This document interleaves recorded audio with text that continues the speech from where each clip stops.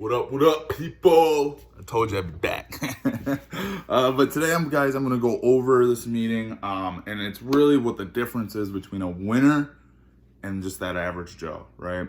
Those future managers, those future owners, entrepreneurs, millionaires, wherever you want to see that as, opposed to the, losers, right? And I absolutely love this meeting, guys. I gotta give a shout out to my girl Mari. She ran this meeting for me about 3.5 years ago, and it was such a good meeting. It was so impactful for me that it's still influencing me in my life for today. But the first thing is, and the first difference is number one, is a winner has a plan of attack, right? You gotta have that plan. But I mean, you could talk to mostly anybody, and I guarantee they have a plan of something as well, because there's a lot of talkers out there. But not only do they have a plan of attack, but a winner attacks that plan. And I love that. I love how it was phrased for me, and I had to keep that phrasing the same, was that sole fact that you got to go out there and you got to start doing it, That's why I started this page, is to start doing it, start teaching more and more and more. Keep sharpening my craft, keep sharpening my tools, right? Number two is a winner is not only organized, but they're also prepared. For me, back in high school, I was not an organized guy, but I was always a very prepared person. I was always prepared for my tests. I was prepared for, any projects, any exams. I'd be prepared. I would be ready, mentally, I would be ready. Sports wise, I'd be prepared. I knew my plays, I knew how to execute on the court. I knew how to execute on the track, on the cross country course, whatever. That's what I was good at. I was prepared physically. I was prepared mentally, but I was not organized, right? I could not find my basketball shoes on game day. I had the wrong jersey, or, one of my spikes fell out. I didn't have an extra spike.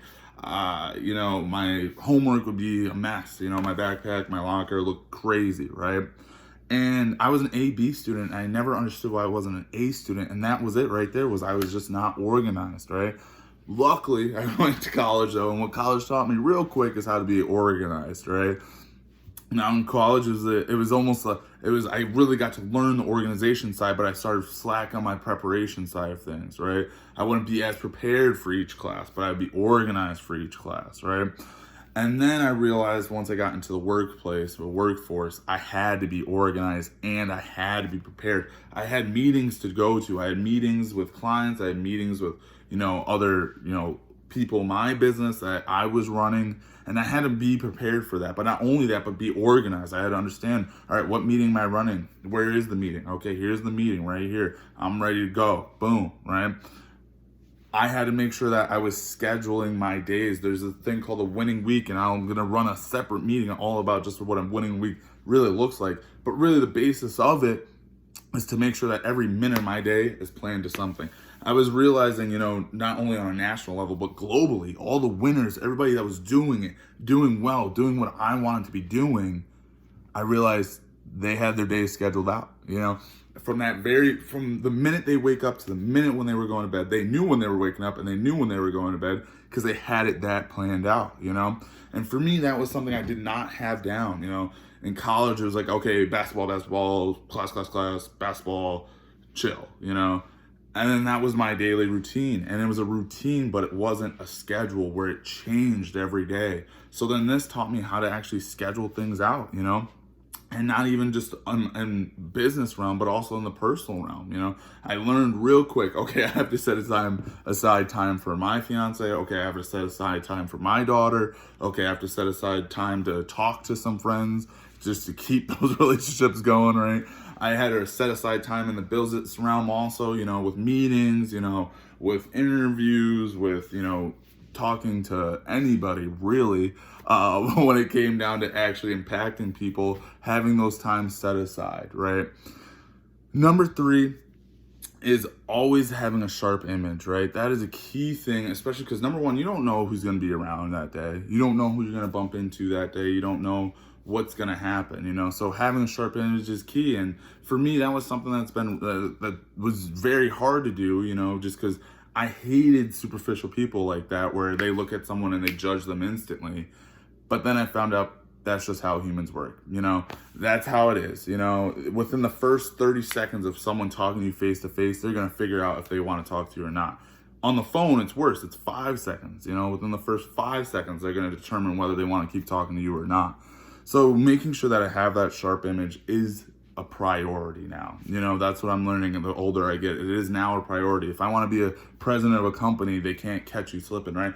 President of the United States even, right? Trump gets so much for that. Not because of his actual physical image, but just of the image that was around him, right? His background, his existence for some people, right? His class, wherever it may be, that was something that he was taught, is you have to have a great image.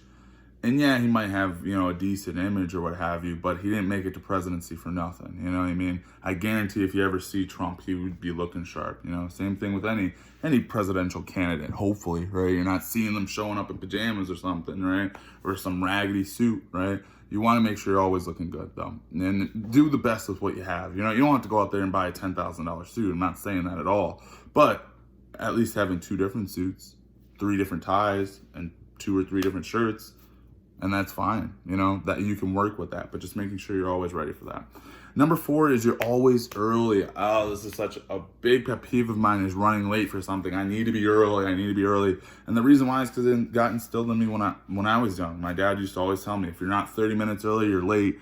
So you came in, even in the job I have now, I know with that job, and that's just a job, right? Just over broke, right? But that job, for me, I show up usually an hour and a half early. Not only because it's like more pay and more money in my pocket, but also just to prep myself, make sure everything's set, make sure I have the specials down, make sure the specials are on the computer, double checking, what the floor manager's supposed to be doing, because she's a little bit newer, Number 5 is teaching and learning. And this is such a big one for me. Throughout my life, I didn't realize how important it was to be good at teaching.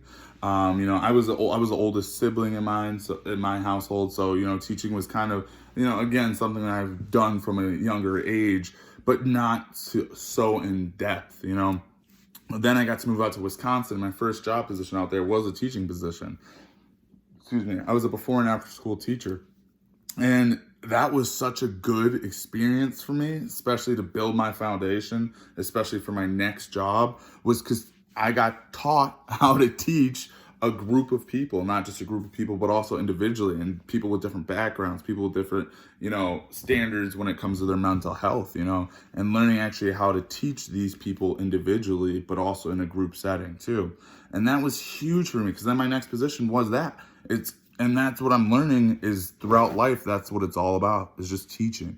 Either teaching that the next wave of people coming in, or teaching the next generation, or just teaching your kids, right? Or teaching your kin, or teaching whoever, but you gotta be constantly teaching. And something I also learned is, in order to teach something, you have to know it, right? So for me, I was like, oh, okay, well, if I'm going to start teaching how to do sales, I better know how to sell, right? If I want to teach people how to make money, going door to door, or teach people how to make money just going to B2B or B2C, I had to learn these things, right?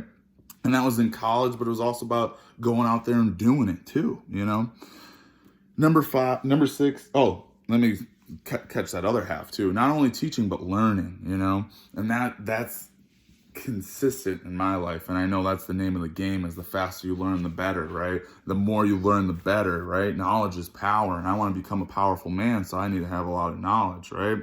So that's also part of it too, is making sure I'm consistently learning.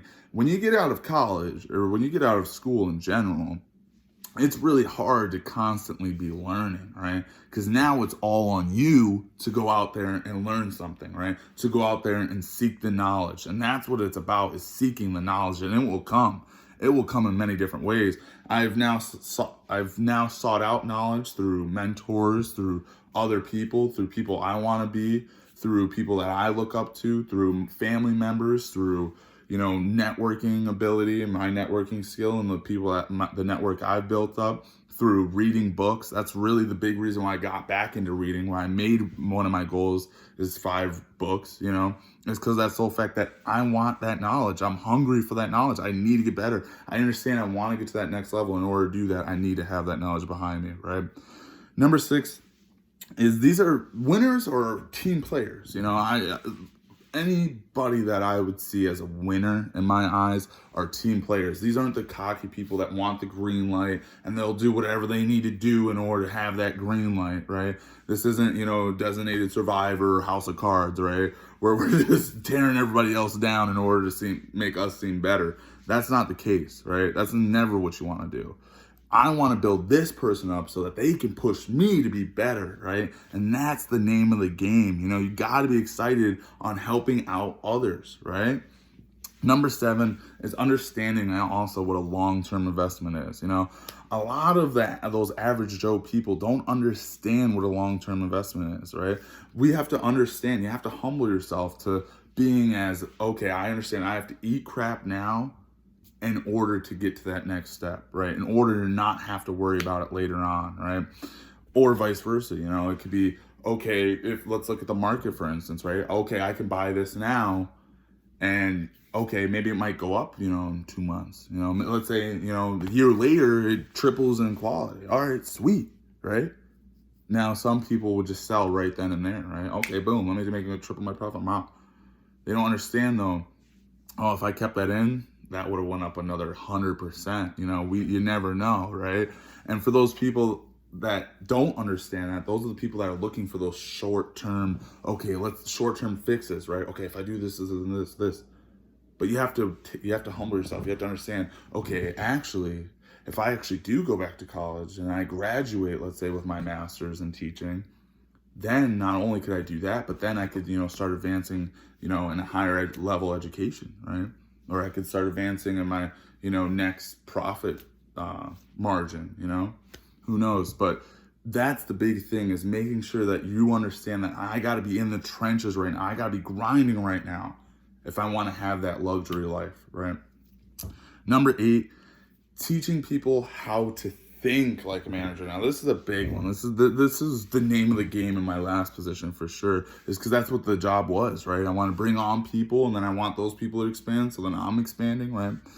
And in order to do that, let me start with this. In order how to teach people to think like a manager, you have to understand how they think, first of all, right? So that in order to do that, you have to do, creating a personal relationship with someone. You don't have to go into all the details, don't be telling them, people like your personal stuff, like your sex life, things like that, what you like to do in your spare time. That's not things that need to be discussed, but getting to know someone, getting to understand how they think psychologically, right? So in that way, I can help figure out, I can put it into ways that they think on how they should start thinking. And then what that's going to do, it's going to start that habit of them thinking like a manager, right? And that's the name of the game.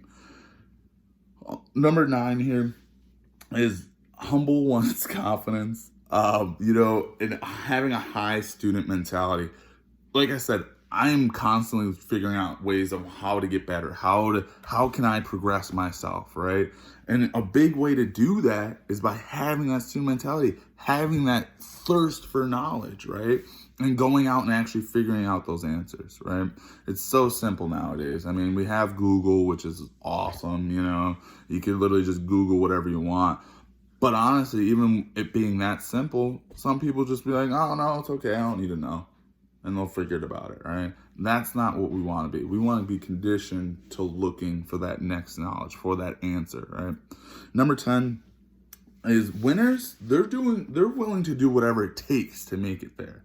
And a lot of people, I feel like people obviously can understand that phrase, but they don't comprehend it fully, They don't understand what it means to do whatever it takes to make it there. My last position, I was willing to do whatever it took to keep pushing forward each day.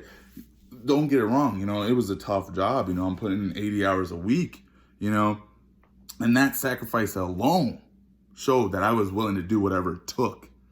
Okay, what does it take? Okay, it takes me to, getting to the office at 8:30 in the morning and then not leaving, not being able to see my family until 12 at night, 1 in the morning, when they're sleeping, so I'm not gonna be able to see them. Then the next morning, doing the same thing over again and constantly be doing that again. That's a lot of sacrifice. I not only sacrificed with myself, but my fiance had to sacrifice a bunch of time with myself. My daughter had to sacrifice her time with me in her key development ages just so I can get to where I need to be, right? That's just a small example of whatever it takes, right? I'm not saying, if you ever feel like, though, that you're going against your moral code or your moral compass to get to where you need to be, then it's not for you. It's not for you. Because I guarantee, number one, that's not going to be the only time you're ever going to feel that way in that position. But also, number two, don't ever change who you are deep down for a career or for money. That's the worst thing you could do. Let's look at Kevin Durant. I love Kevin Durant. Don't get messed up. KD is my guy, and I thought it was such a smart decision going to Golden State. But when he did that, look at all the backlash he got from that. People started hating him just because he changed to a team, right? But in this case, he was willing to take that sacrifice of all that crap that people gave him on social media, in person, whatever, right? Fans dropping, whatever, his profit margin is going down, just so he can get his goal. And his goal was an NBA championship, and that's what he got, right? Because he understood what it took, whatever it took to get it, right? Number 11, understanding the short-term sacrifice for long-term success, right? So your short-term sacrifice, like I said, it's the same, almost the same thing as a long-term investment, right? Buying a couple suits, because you understand that's going to help your image later on. But in this case, it means understanding that short-term sacrifice was me sacrificing that first year with my daughter, right? That way it could be a long-term success. Number 12 is they don't make excuses. Burn the excuses. Any justification you have is an excuse. Any reason, it could be valid on why you're not going to work that day or why you're not going to the gym, right? Huge one right now is Corona, right? That's the big excuse right now. Oh, I can't go to the gym, Corona. Oh man, I would love to go to work, but I can't, Corona. Oh, I'd love to make that meeting, but I can't, Corona. Oh, I'd love to go to church, but I can't because of Corona.